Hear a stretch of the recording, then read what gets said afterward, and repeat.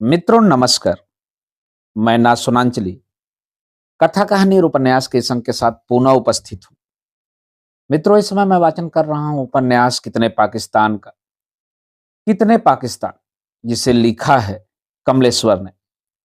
अब तक मैं अपने वाचन के पिछले क्रम में उपन्यास कितने पाकिस्तान के भाग 30 तक का वाचन कर चुका हूँ, जिसे आप मेरे चैनल कथा कहानी और उपन्यास पर जाकर क्रमवार सुन सकते हैं। आज लीजिए सुनिए उपन्यास कितने पाकिस्तान के भाग 31 का वाचन मेरे अर्थात नाथ सोनांचली के स्वर में। माउंटबेटन अदीब की अदालत में मौजूद हुआ। अदालत खचाखच भरी थी। दुनिया के हर उस इलाके के लोग मौजूद थे जिनमें ब्रिटिश साम्राज्य फैला था। वह साम्राज्य जिसमें सूरज कभी नहीं डूबता था। एक उपनिवेश, आरक्षित राज्य, अधीनस्थ राज्य, अधिकृत राज्य या इलाके में सूरज डूबता था तो कहीं दूसरे ब्रिटिश इलाके में उग रहा होता था। एक चौथाई दुनिया इस साम्राज्य के कब्जे में थी। इनमें भारतीय थे, नेपाल के गोरखा थे, अफगानी पठान थे, अफ्रीका के हुस्सास, सूडान के अफ्रीकी, साइप्रस, जमाइका, मलेशिया, चीन, हांगकांग, बोर्नियो, कनाडा के बसिंदों के साथ साथ न्यूजीलैंडर्स और ऑस्ट्रेलियन भी थे। ब्रिटिश साम्राज्य तो समाप्त हो चुका था, पर उसका आखिरी शाही प्रतिनिधि माउंटबेटन आज अदीब की अदालत में मौजूद था। चारों तरफ सवाल ही सवाल थे। जिरह करने के लिए घूर घूर कर देखती आंखें थी। अर्दली ने निकट इतिहास के कुछ पन्ने खोले। हुजूर आलिया, फासिज्म पर विजय पाने के बाद ब्रिटेन और उसके मित्र देशों ने राहत की सांस ली है, लेकिन सन 1946 की क्रिसमस और सन 1947 की न्यू ईयर की आगवानी के लिए अंग्रेज निवासियों के मन में कोई खास उत्साह नहीं है। तानाशाह हिटलर ने पूरे लंदन शहर को ध्वस्त कर दिया है। बिजली नहीं है, दूध नहीं है, सुबह की चाय नहीं है, लेकिन इसके बावजूद लंदन के गर्वीले, अनुशासित और साहसी नागरिक अपनी विजय, अंधकार से सिक्त क्रिसमस और उदास नए वर्ष का स्वागत कर रहे हैं। आम अंग्रेज नागरिक के मन में केवल युद्ध विरोधी प्रार्थनाएं हैं। वे अंधेरे चर्चों में जाकर मनुष्य जाति की रक्षा और शुभ का आशीर्वाद मांग रहे हैं। दूसरे विश्व युद्ध से पहले जिन गिरजाघरों में लाखों मोमबत्तियां जलती थीं, वहां अब केवल एक मोमबत्ती जलकर बचे हुए जीवन का उजास दे रही है। लेकिन इसके बावजूद महारानी विक्टोरिया के वंशजों की गर्वीली साम्राज्यवादी मानसिकता और परंपरा में कोई फर्क नहीं आया है। बकिंघम पैलेस और अंग्रेज सामंतों की हवेलियों में विजय के उल्लास और नए वर्ष के स्वागत में बेहद महंगी और अप्राप्य टर्की का गोश्त पक रहा है। टर्की नस्ल की यह बत्तखें फिनलैंड और इजिप्ट से आयातित की गई हैं। अदीब जैसे बकिंघम पैलेस की ओर देखने लगा। हुजूर आलिया, अर्दली महमूद ने अदीब को मुखातिब किया, अभी लंदन में मरे लोगों की लाशों का कफन और दफन का मौका नहीं मिला है। ट्रेफलगर स्क्वायर में नेल्सन की ध्वस्त प्रतिमा के नीचे सैकड़ों लाशें और मरे हुए हजारों कबूतर अभी भी अपनी मौत का मातम मना रहे हैं। लेकिन अंग्रेज सामंतों के महलों और हवेलियों में अभी भी टर्की को जीभह करके नए साल के स्वागत का जश्न चल रहा है। कहते कहते अर्दली महमूद ने अपने सवालों की सूची संभाल ली। तभी कांगो के एक हफ्सी ने बीच में टोका, अदीबे आलिया, ये अंग्रेज और बेल्जियम के गोरे हमें हफ्सी कहते हैं, लेकिन जब इन्हें एटम बम विकसित करने के लिए यूरेनियम जरूरत पड़ी थी तो यही लोग हमें अपना सहोदर भाई कहते हुए कांगो आए थे। अमेरिकन इनके साथ थे और इन्होंने ही तब हमारी इस सदी के सबसे बड़े भौतिक विज्ञानी आइंस्टीन से बेल्जियम की महारानी को खत लिखवाया था कि किसी भी कीमत पर कांगो का यूरेनियम जर्मनों के हाथ न बेचा जाए। यहीं से आपके सामने इस अदालत में मौजूद माउंटबेटन की नस्ल ने अपनी परंपरागत साजिशों की शुरुआत की थी। तुम कहना क्या चाहते हो? अदीब ने दखल दिया। यही कि इन अंग्रेजों के बयानों पर बहुत भरोसा करने की जरूरत नहीं है, क्योंकि ये राजवंशी नहीं है, लुटेरे और डकैत हैं। इनके डकैत पुरखों ने राजवंश की परंपरा यूरोप में शुरू की है। पूछिए इस माउंटबेटन से कि इसका यह नीला खून कहां से आया है। माउंटबेटन ने अपने इतिहास से उत्तर पाने के लिए लॉर्ड इजमे और अपने राजनीतिक सलाहकार कोरनाल्ड कोरफील्ड की ओर देखा। लॉर्ड इजमे खामोश था। मिशनरी का बेटा कोरनाल्ड कोरफील्ड बंगले झांक रहा था। माउंटबेटन को अपने नीले खून का पता तो था, पर वह हिचक रहा था। उसे खामोश देखकर अदली महमूद ने उसका सजरा पेश किया।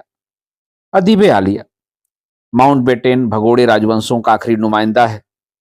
इसके वंशज रूस से निकाले गए तो वे जर्मनी में बस गए। वहां जब इन्हें बर्दाश्त नहीं किया गया तो यह आकर इंग्लैंड के मासूम बसिंदों में घुल मिल गए।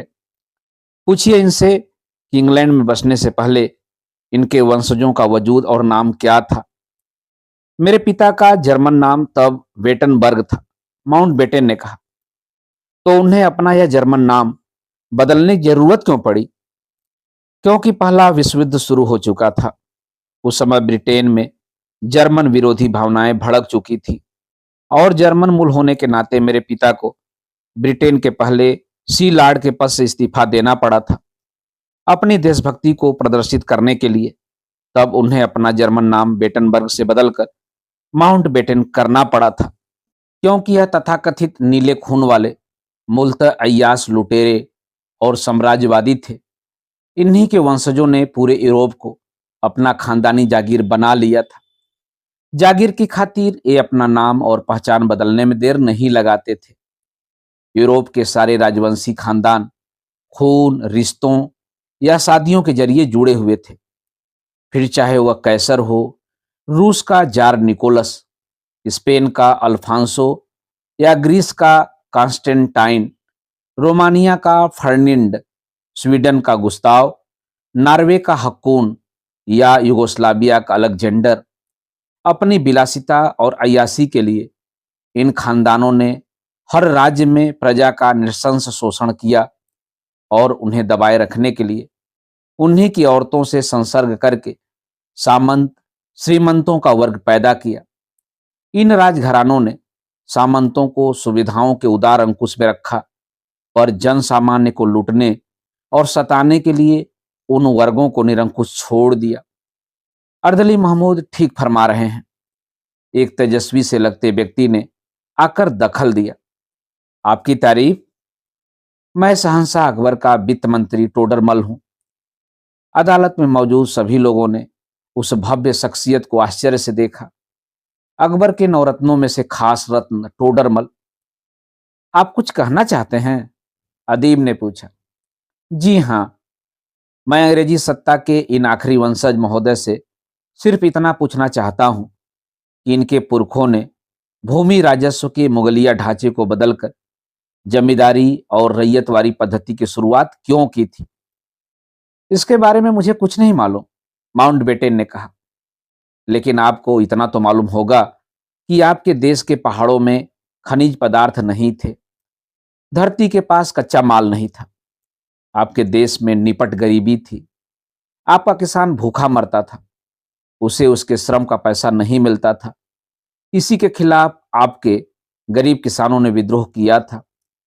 किसानों के डी दिगर्ज आंदोलन ने आपके भूस्वामियों का चैन हराम कर दिया था। तब किसानों पर आपके शाही घराने और भूस्वामियों ने बर्बर अत्याचार किए थे। तो बताइए कि यह सच नहीं है कि किसानों को कुचलने के लिए ही आपने जमींदारी बंदोबस्त को इजाद किया था, वहीं आप लोगों ने भारत में लागू किया? इसका उत्तर मेरे पास नहीं है। मैं अर्थशास्त्री नहीं हूं। मैं रॉयल इंपीरियल नेवी का एडमिरल हूं। मैं बर्मा का विस्काउंट हूं, माउंटबेटन ने थोड़ी तुरसी और गर्व से कहा। लेकिन अपने पुरखों की कारगुजारियों के उत्तर तो तुम्हें देने होंगे। तुम शाही बेड़े के एक एडमिरल हो, इसलिए तुमने अपने पुरखे विलियम हॉकिंस जहाजी का नाम तो सुना होगा। मुझे याद नहीं, शायद मैंने यह नाम नहीं सुना है। माउंटबेटन ने कहा। तुम तो खुद को शाही जहाजी कहते हो, फिर भी तुम्हें अपने जहाजी पुरखों का नाम नहीं मालूम। माउंटबेटन ने राजा टोडरमल के सामने खामोश रहना ही मुनासिब समझा। अदीबे आलिया, राजा टोडरमल के साथ साथ मैं भी कुछ जरूरी सवाल माउंटबेटन से करना चाहूंगा, अर्दली ने अदीब से कहा। अदीब ने उसे देखा।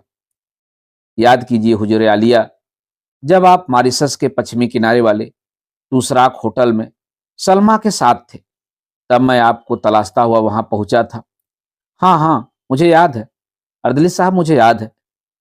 तुमने बार बार मेरी जाति जिंदगी में दखल दिया है। तुमने मुझसे मेरा और मेरी खूबसूरत कहानियों का सुकून छीना है।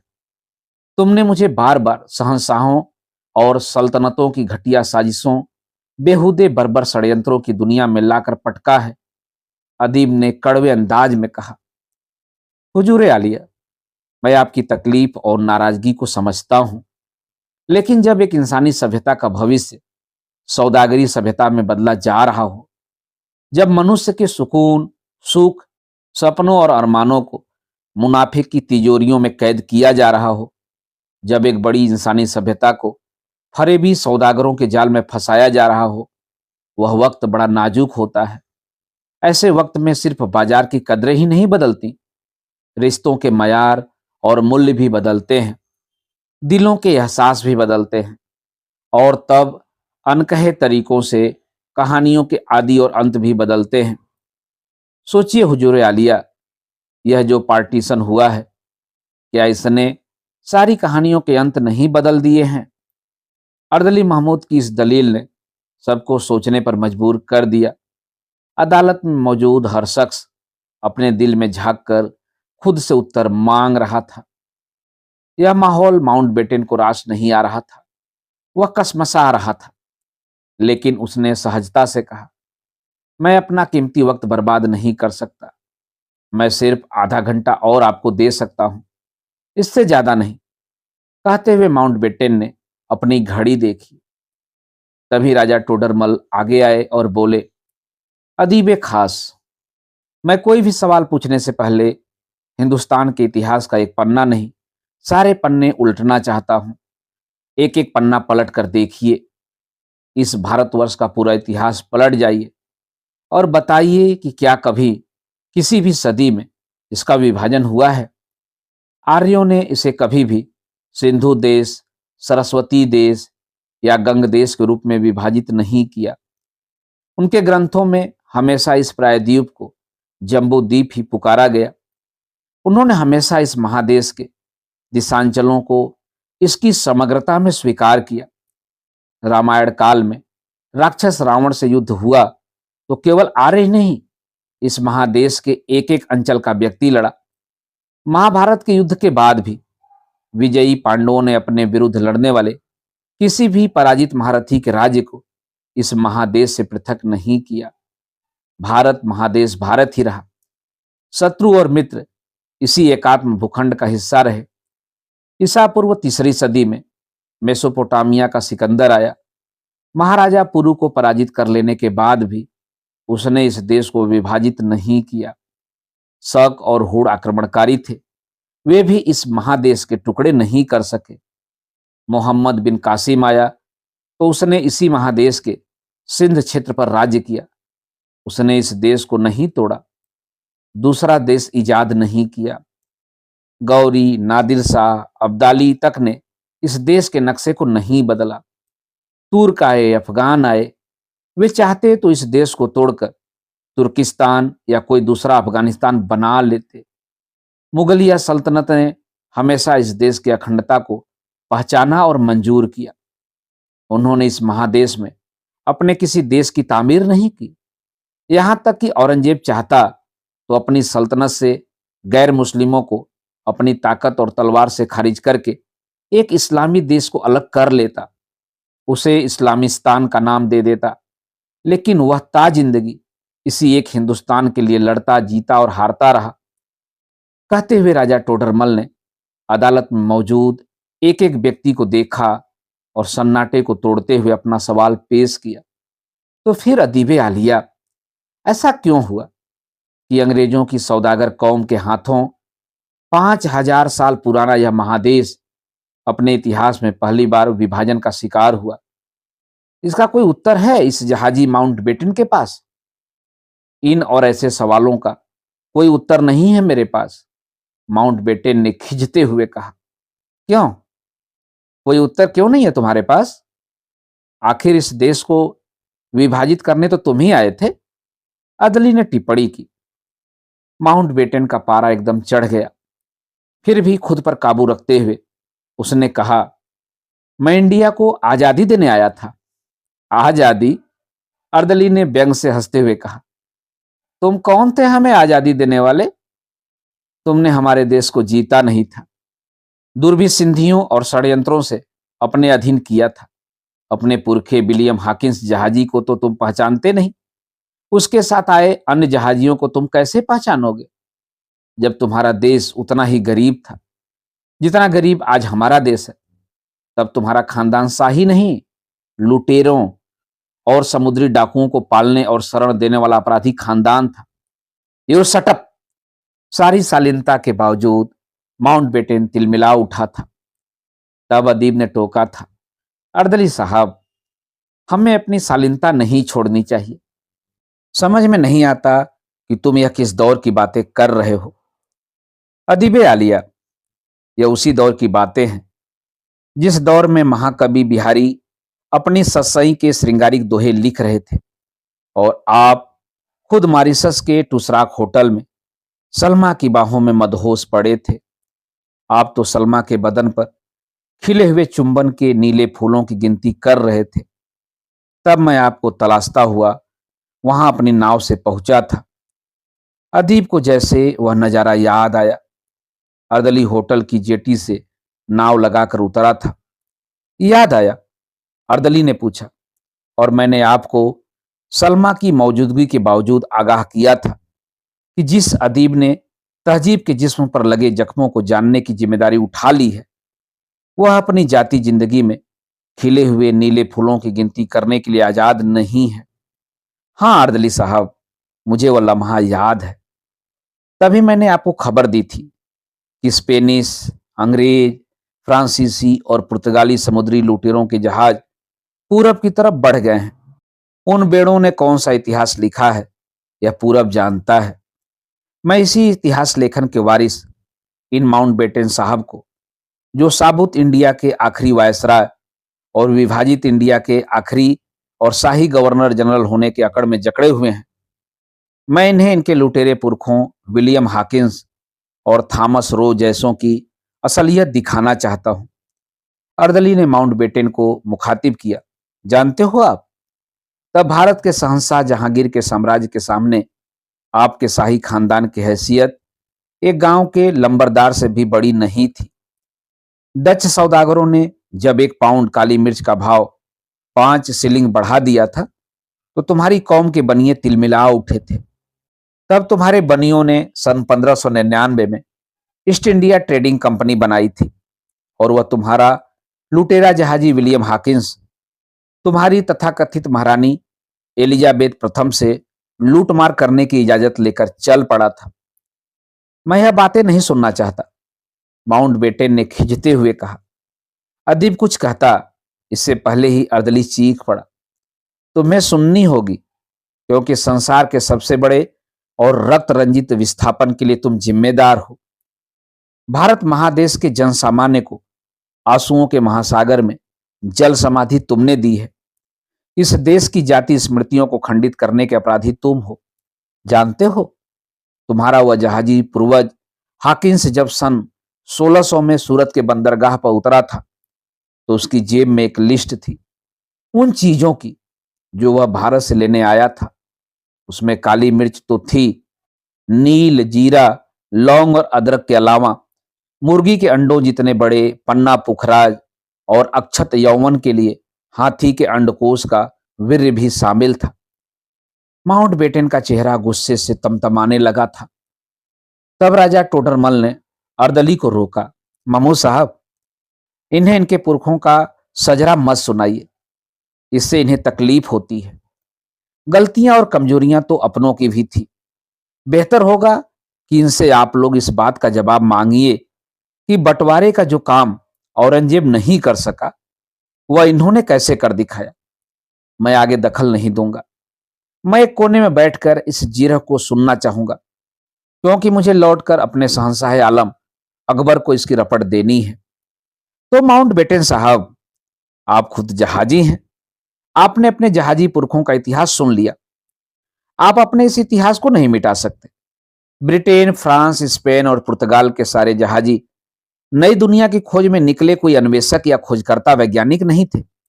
वे मूलतः समुद्री लुटेरे थे, जो दुनिया की दौलत की तलाश में निकले थे। माउंटबेटन कुछ शर्मसार तो हुआ, लेकिन उसे जाहिर न करते हुए उसने अदीब को देखा। मिस्टर एडमिरल माउंटबेटन, अदीब ने कहा, जब आप इस अदालत से वापस जाएं तो इस सच्चाई की तलाश कर लीजिएगा कि जिस वक्त हिंदुस्तान का मुगलिया निजाम अपने किसानों और काश्तकारों को राजा टोडरमल की चली आई आर्थिक नीतियों के तहत मालिकाना हक और आजादी बख्श रहा था, उस वक्त आपकी तथाकथित महारानी एलिजाबेथ प्रथम पुर्तगाली तस्करों की कंपनियों में पैसा लगाकर अफ्रीकी हफ्सियों को दासों की तरह बेचकर खरीद फरोख्त के बाजार में मुनाफा कमा रही थी। माउंटबेटन का गला सूख रहा था। उसे फौरन कोक का एक टीन दिया गया। तो खैर, बातचीत शुरू करें। आप वायसराय बनकर इंडिया कब पहुंचे? मार्च 1947 में। आपका ब्रीफ क्या था? यही कि इंडिया को आजादी देनी है। आजादी देने के लिए चलने से पहले आप किससे किससे मिले थे? जाहिर है, मैं प्रधानमंत्री इटली से मिला था, और मैं अपने कजिन और भारत के बादशाह जॉर्ज सिक्स से मिला था। और कुछ सोचते हुए माउंटबेटन ने कहा, मैं दूसरे विश्व युद्ध को जीतने वाले ब्रिटिश साम्राज्य के हीरो पूर्व प्रधानमंत्री विंस्टन चर्चिल से मिला था। इन सब ने कोई और ब्रीफ आपको दिया था? नहीं। 10 डाउजिंग स्ट्रीट में निमंत्रित करके तत्कालीन प्रधानमंत्री क्लेमेंट एटली ने मुझसे गुजारिश की थी कि मैं इंडिया जाऊं और उसे आजादी देकर वापस लौट आऊं। आपकी साम्राज्यवादी सरकार ने यह फैसला किन हालात में लिया था? हालात तो मैं बयान नहीं कर सकता, लेकिन दूसरे विश्व युद्ध में विजय के बावजूद यह स्पष्ट हो गया था कि हम अपने उपनिवेशों को अब ज्यादा देर तक गुलाम नहीं रख सकते। इसीलिए आपने इंडिया को छोड़ने से पहले उसे सबक सिखाने का फैसला लिया, क्योंकि इंडिया के आजाद होते ही अन्य तमाम उपनिवेशों में हर दिन उगने वाला सूरज डूबने वाला था, और आपने चर्चिल के साथ मिलकर ब्रिटिश साम्राज्यवाद के विखंडन का जिम्मेदार महात्मा गांधी और इंडिया के आजादी के आंदोलन को ठहराया था। महात्मा गांधी को आपने घटिया साम्राज्यवादी अहंकार का शिकार बनाया था। आपके बकिंघम पैलेस में तो नंगे फकीर महात्मा गांधी को आदर सहित बुलाया गया था, लेकिन आपके अहमन्य और विश्व गुरु के बाद चुनाव में हारे हुए भूतपूर्व प्रधानमंत्री विंस्टन चर्चिल ने इंडिया के नंगे फकीर से मिलने से इनकार कर दिया था। क्या आप चर्चिल की उसी अहमन्यतापूर्ण मानसिकता को लेकर इंडिया नहीं आए थे? नहीं। तो फिर वह लॉर्ड इजमे, जो दूसरे विश्व युद्ध के दौरान लगातार चर्चिल का सहायक रहा था, यह भारत को आजादी देने के अभियान में आपका सहायक बनकर क्यों आया था? यह लेबर सरकार का सरकारी फैसला था, इससे मेरा कोई लेना देना नहीं था। झूठ मत बोलिए एडमिरल माउंटबेटन। अगर आप तत्कालीन लेबर प्रधानमंत्री इटली से अपनी सारी शर्तें मनवा सके थे और मनवा सकते थे, तो क्या आप लॉर्ड इजमे की जगह अपने मन का सहायक नहीं चुन सकते थे? यह आपकी कैसी मजबूरी थी कि भारत की आजादी का विरोध करने और भारत को सबक सिखाने का ऐलान करने वाले चर्चिल के सहायक को आप अपना सहायक बनाकर साथ लाए थे? यह प्रशासनिक फैसले का सवाल है। यह दुनिया के सबसे बड़े साम्राज्य के सवाल हैं। बेहतर यही होगा कि आपकी अदालत इसमें दखल न दे, माउंटबेटन ने कहा। माउंटबेटन, यह तो मनुष्य के जमीर और उसकी आत्मा की अदालत है। इससे बच के कोई कहां जाएगा। आप जिन सवालों के जवाब नहीं देंगे, वे भी यहां हल हो जाएंगे। आपकी जुबान खामोशी साध सकती है, लेकिन यह ऐसी अदालत है जो खामोशी की आवाज और भाषा को सुन और समझ सकती है। तभी तेज दस्तकें पड़ने लगी। अदालत में मौजूद सभी लोगों ने परेशानी से दस्तकों की ओर देखा। वे दस्तकें अपने सूखे खून को चाट रही थीं। कुछ दस्तकें हड्डियां टूट जाने की वजह से लड़खड़ा रही थीं। कुछ दस्तकें कंधों पर बच्चों की लाशें उठाए हुए थीं। अर्दली ने आगे बढ़कर उन्हें संभाला और दरियाफ्त किया कि वे कहाँ की दस्तकें हैं। तो एक लाश ने बताया, हम ईस्ट तिमोर की दस्तकें हैं, इंडोनेशिया के ईस्ट तिमोर की। सुन रहे हैं आप? हम दशकों से आजादी का हक मांग रहे थे। वह हमें रायशुमारी के साथ मिला भी तो मौत और विस्थापन के साथ। इंडोनेशिया की फौज और प्राइवेट मुस्लिम मिलिशिया हम पर टूट पड़ी। हमें बेरहमी से मारा जा रहा है, घरों में आग लगाई जा रही है, बस्तियां फूंक दी गईं। हजारों लोग अपना देश छोड़कर वेस्ट तिमोर में शरण ले रहे हैं। राजधानी दिल्ली तो भुतहा शहर बन चुका है। अगर ऐसा ही होना था तो फिर इंडोनेशिया से आजादी हासिल करने की जरूरत क्या थी? अगर ईस्ट तिमोर के सभी बासिंदों को आजाद होकर फिर इंडोनेशिया के वेस्ट तिमोर में ही शरणार्थी की तरह शरण लेनी थी, तो फिर तुम्हें आजादी किस लिए चाहिए थी? यह आजादी हमें अपने धर्म के लिए चाहिए थी। धर्म के लिए? जी हाँ दिव्यालिया, क्योंकि हम मुसलमान नहीं ईसाई हैं। यानी तुम भी उपनिवेशवादियों की साजिश के शिकार हुए हो। तुम्हें भी धर्म के नाम पर पुर्तगाली उपनिवेशवादियों ने राजनीति का मोहरा बनाया है, उसी तरह जैसे ब्रिटिश उपनिवेशवादियों ने भारत में हिंदू मुसलमानों को मोहरा बनाया है। अदीब ने तल्खी से कहा, मैं तुम ईसाइयों से पूछना चाहूंगा कि क्या तुम इंडोनेशियाई नहीं हो? तब तक अर्दली ने ईस्ट तिमोर की राजधानी दिल्ली पहुंचकर वहां का हाल बयान करना शुरू कर दिया। हुजूरे आलिया, सुनिए, मैं ईस्ट तिमोर की राजधानी दिल्ली से बोल रहा हूं। वैसे तो यह दिल्ली बहुत बड़े और खुले दिल वालों की बस्ती थी। यहाँ ईस्टर, बड़ा दिन, नया साल तो मनाया ही जाता था। साथ में मोहम्मद साहब के जन्मदिन के जश्न में सब शामिल होते थे। रमजान तो मनाया ही जाता था। इतना ही नहीं, यहाँ महाभारत के प्रसंगों को लेकर नाटक भी खेले जाते थे। लेकिन इस वक्त यह शहर वीरान पड़ा है। यहाँ मारकाट के बाद प्रेसिडेंट हबीबी ने मार्शल लॉ घोषित कर दिया है। इंडोनेशिया के मुसलमान नहीं चाहते कि ईस्ट तिमोर के ईसाई अपना स्वतंत्र देश बना सके। सैकड़ों लोगों की लाशें राजधानी की सड़कों पर पड़ी सड़ रही हैं। मार्शल लॉ के साथ ही आर्मी भी मुस्लिम मिलिशिया के साथ शामिल होकर ईसाइयों को खदेड़ रही है। मुस्लिम मिलिशिया के रजाकारों को मैं चीखते हुए सुन रहा हूं, ईसाई कुत्तों, ईस्ट तिमोर खाली करो। आजाद मुल्क बनाना है तो जाके पैसिफिक ओशन में बनाओ, वहां समुंदर ही तुम्हें पनाह दे सकता है। अदालत में मौजूद सभी लोग परेशानी से एक दूसरे को देखने लगे। अर्दली महमूद की आवाज आ रही थी, कल यहां बिशप की कोठी फूंक दी गई। आज अभी अभी ऑस्ट्रेलिया के राजदूत जॉन मैकार्थी पर उन्हीं के काउंसलेट में जानलेवा हमला हुआ है। उनको 3 गोलियां लगी हैं, पर वे खतरे से बाहर बताए जा रहे हैं। संयुक्त राष्ट्र संघ की इमारत पर मुस्लिम मिलिशिया ने कब्जा कर रखा है।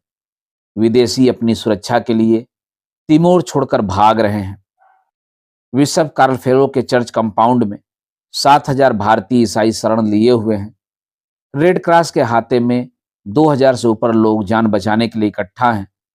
इस्लामी अतराक मिलिशिया के रजाकारों ने शहर पर पूरा कब्जा कर लिया है।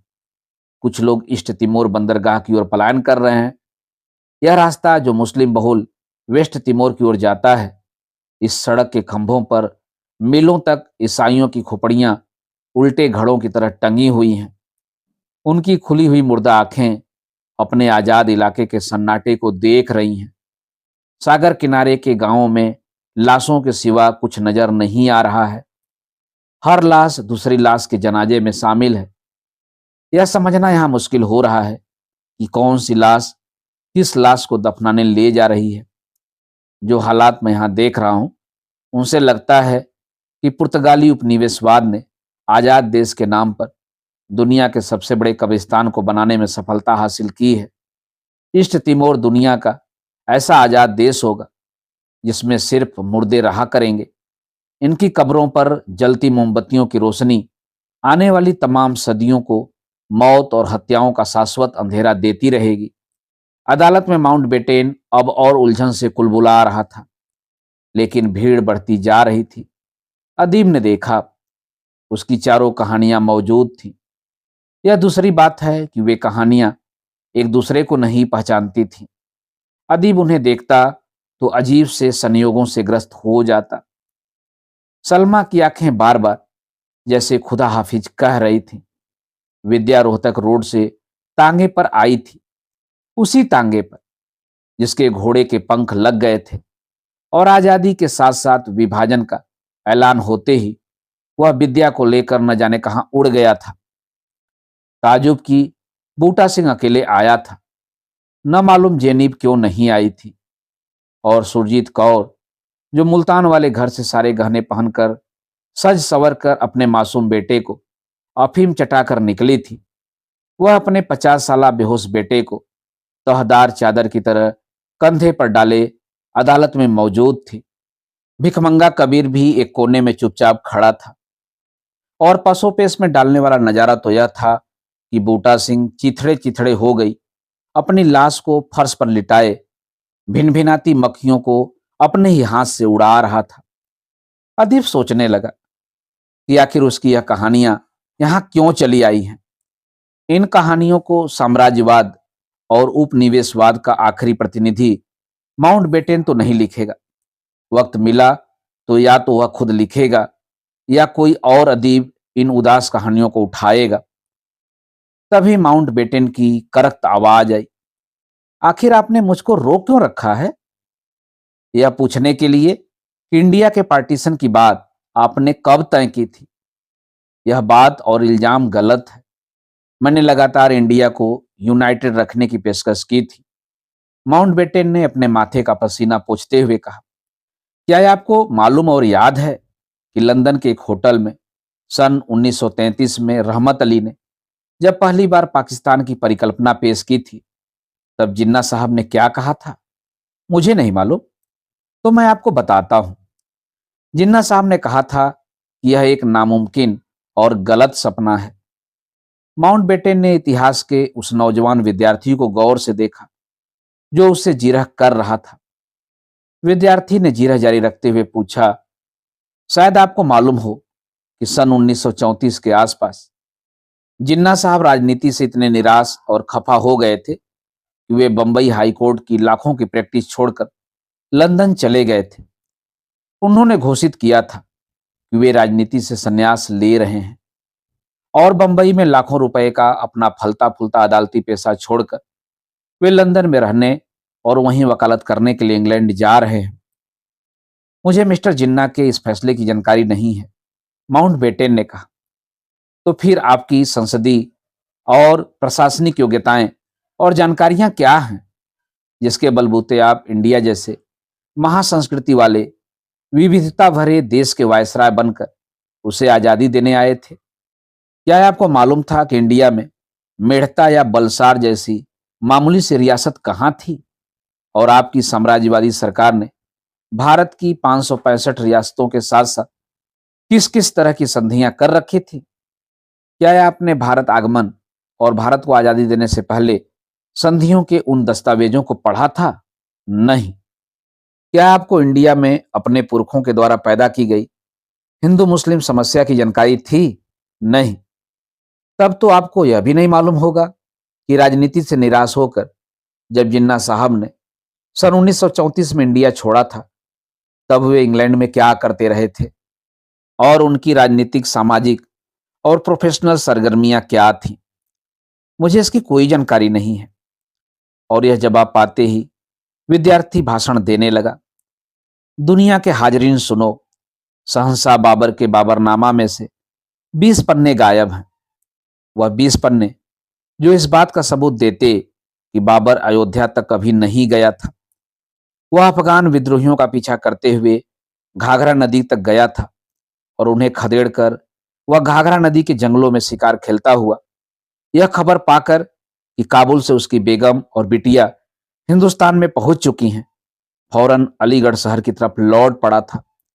बाबर के इस दौर तक बर्बरता के बावजूद जज्बात और संवेदना की वह धड़कनें बाकी थी जो शहंशाहों को इंसान बनाती थी। बाबर घाघरा नदी के पश्चिमी कछारों और जंगलों से लौट पड़ा था अपनी बेगम और बिटिया से मिलने के लिए। वह घाघरा नदी के पूर्वी किनारे के पार अयोध्या कभी गया ही नहीं था। यह सही या गलत जानकारी देकर आप मुझे क्या बताना चाहते हैं?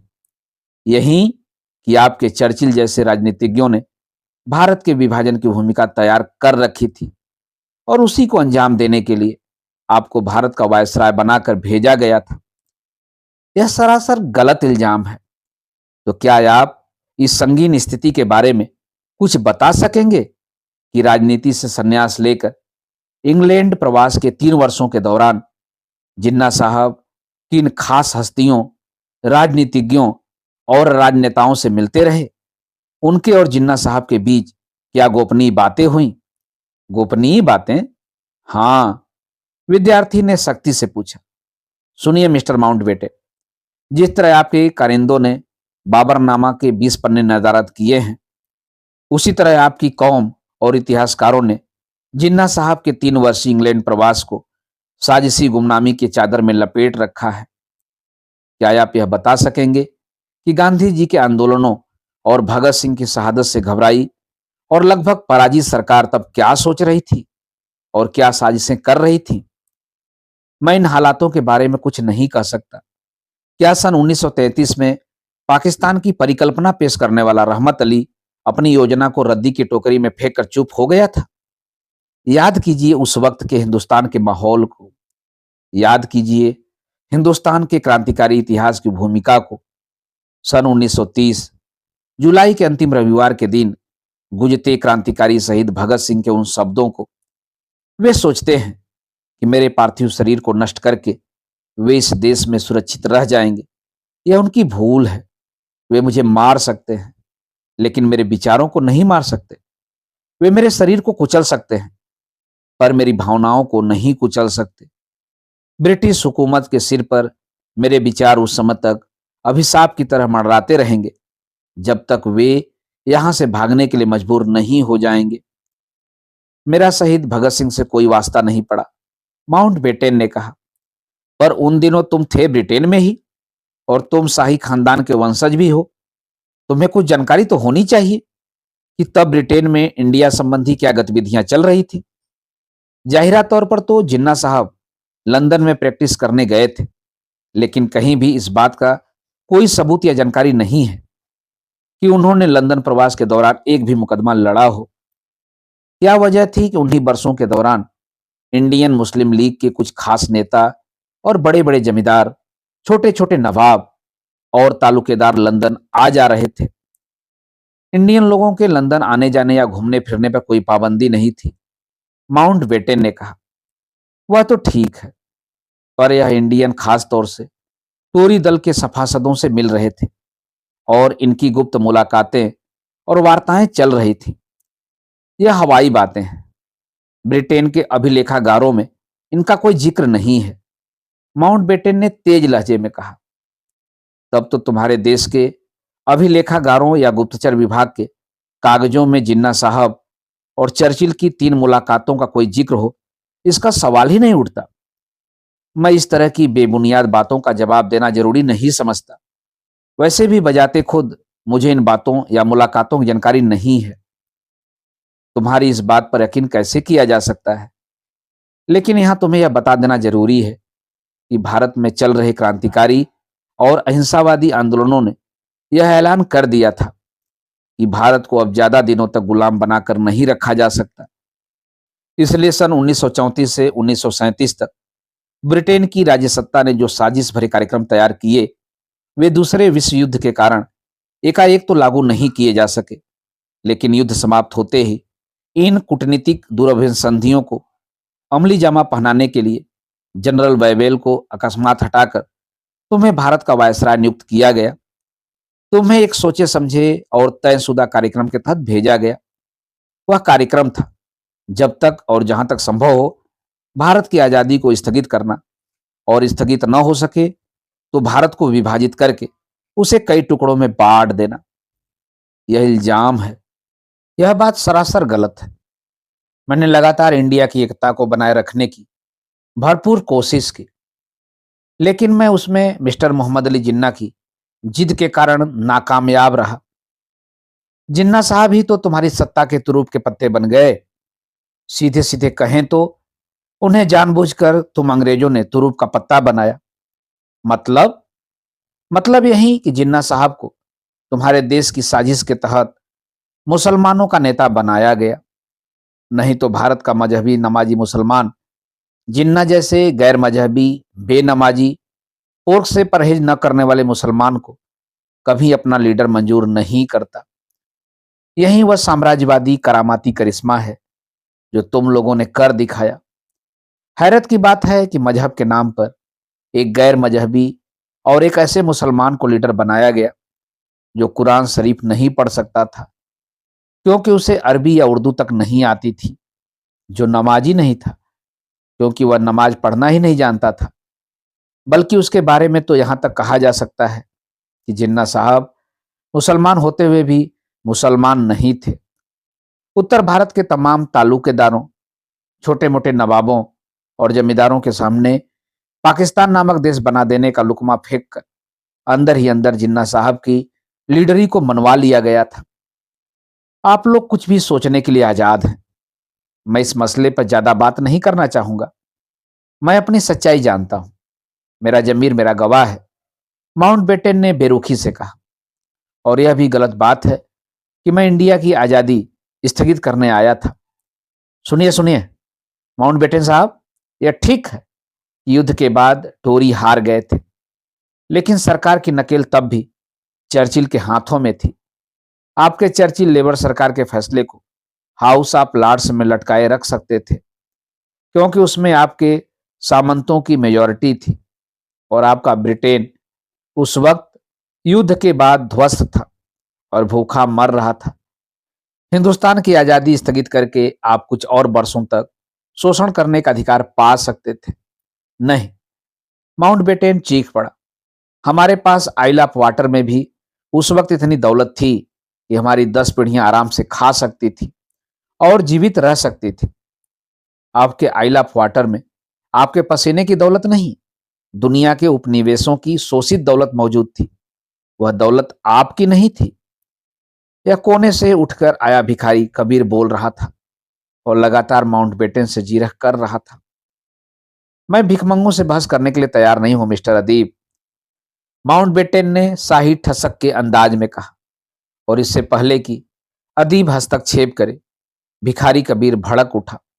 माउंटबेटन, हम भिखमंगों की नस्ल तुम लुटेरों ने पैदा की है। हम जैसे भिखारियों की नस्ल तुम्हारे इंडस्ट्रियल रिवॉल्यूशन से पहले दुनिया के किसी देश में मौजूद नहीं थे।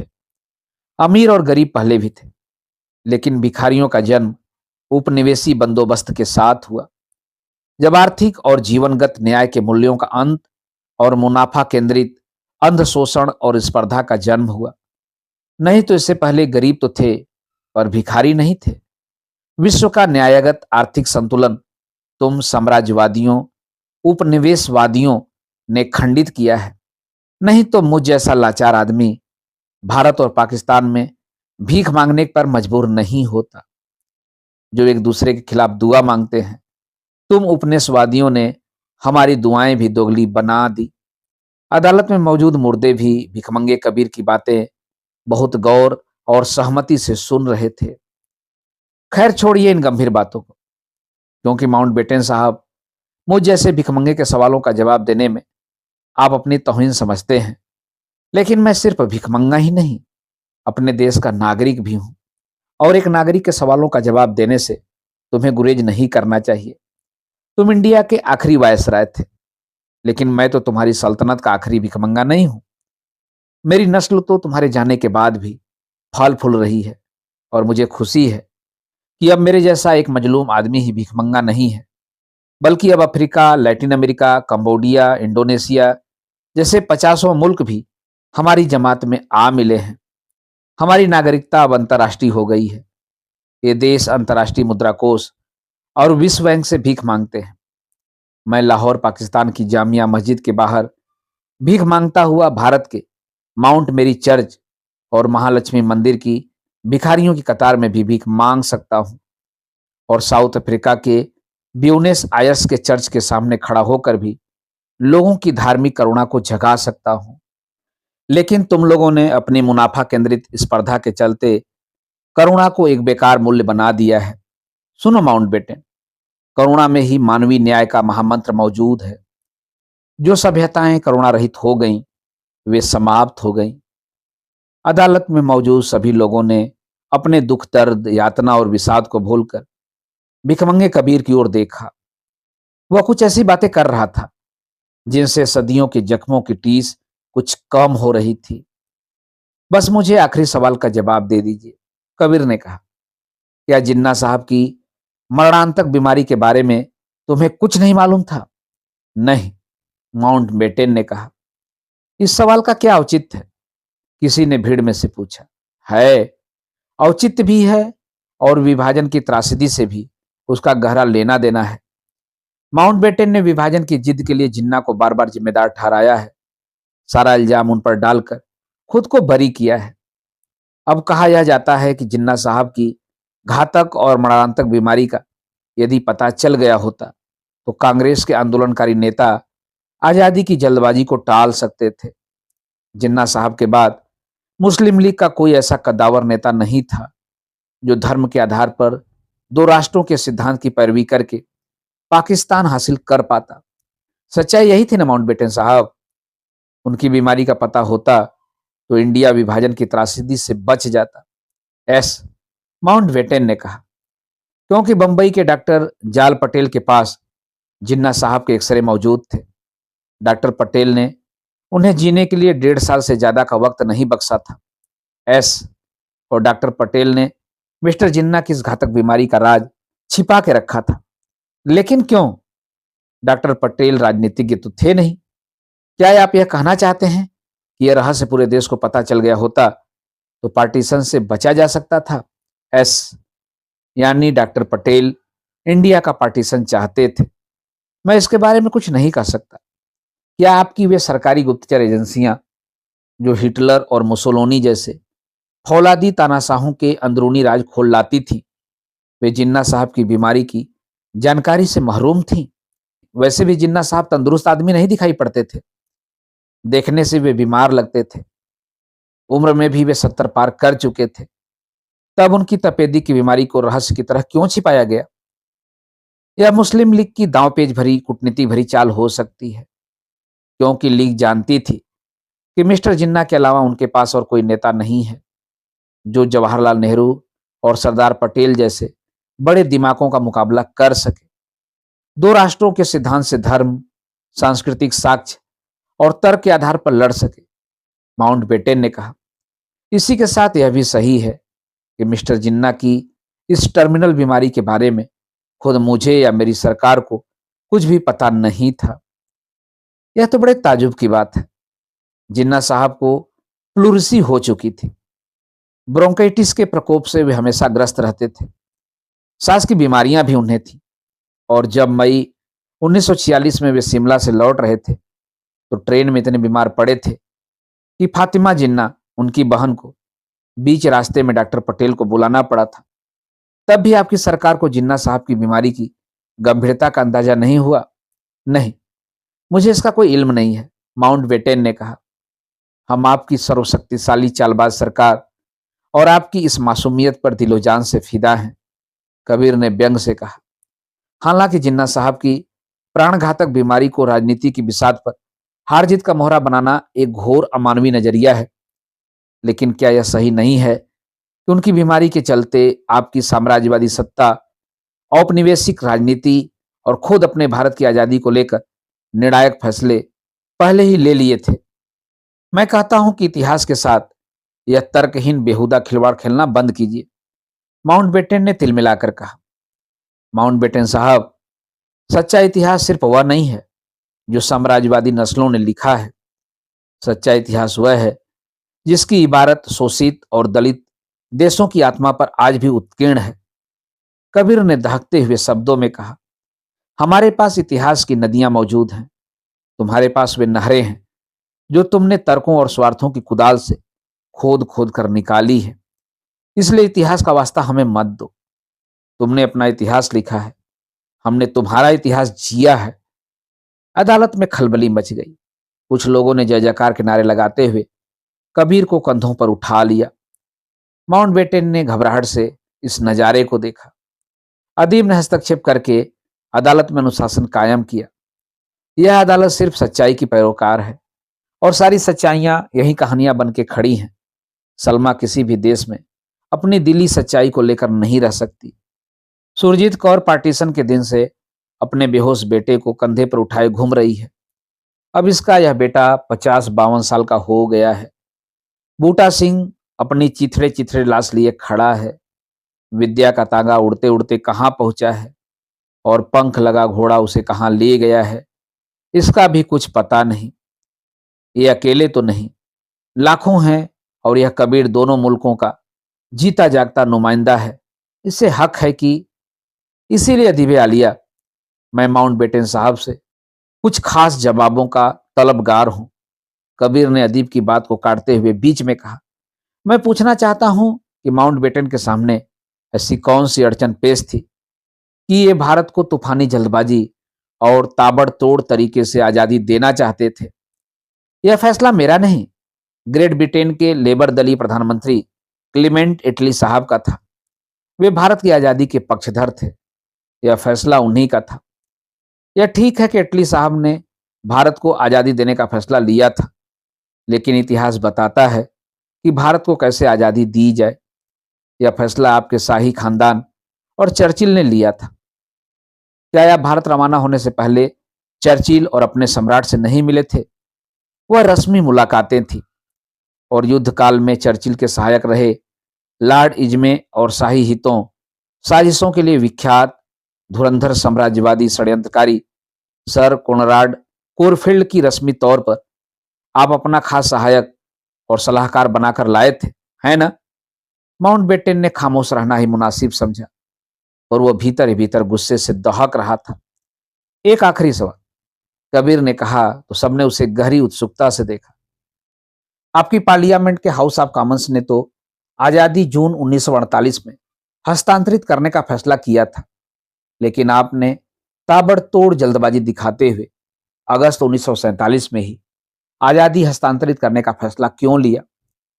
माउंटबेटन खामोश नहीं रह सका, इसलिए कि भारत में गृहयुद्ध भड़कने के सारे हालात मौजूद थे। मुस्लिम लीग की काल पर बंगाल डायरेक्ट एक्शन डे के नतीजे देख चुका था। यह हुआ आप हमें बहुत बार दिखा चुके थे। इसलिए आज आकर गांधी जी ने कहा था, आप हमें भगवान भरोसे छोड़ दो, जो कुछ होगा हम भुगत लेंगे। लेकिन आप तो यह तय करके आए थे कि भारत को आजादी देनी ही पड़े, तो कैसी आजादी दी जाए? नेहरू और पटेल को लंगड़ा भारत सौंप दिया जाए और जिन्ना को दीमक लगा पाकिस्तान थमा दिया जाए, इस महादेश का विभाजन कर दिया जाए? नहीं नहीं, यह सरासर गलत है। माउंटबेटन चीखा, नहीं, यह गलत नहीं है, क्योंकि तुम और तुम्हारी साम्राज्यवादी सत्ता हमसे हमारी 1857 की कौमी एकता का बदला लेना चाहती थी। आवाज तो जैसे ब्रह्मांड से आई थी। आवाज का मालिक तो अमूर्त था, पर आवाज गूंज रही थी। उसकी खनक को कबीर ने पहचाना। उसने बताया, यह आवाज शहीद आजम भगत सिंह की है। मित्रों, अभी आप सुन रहे थे उपन्यास कितने पाकिस्तान के भाग 31 का वाचन मेरे अर्थात ना सोनांचली के स्वर में। मित्रों, उपन्यास कितने पाकिस्तान के आगे के भागों का वाचन अब मेरे वाचन के अगले क्रम में सुन सकते हैं। तो जुड़े रहिए कथा कहानी और उपन्यास के साथ। धन्यवाद, नमस्कार।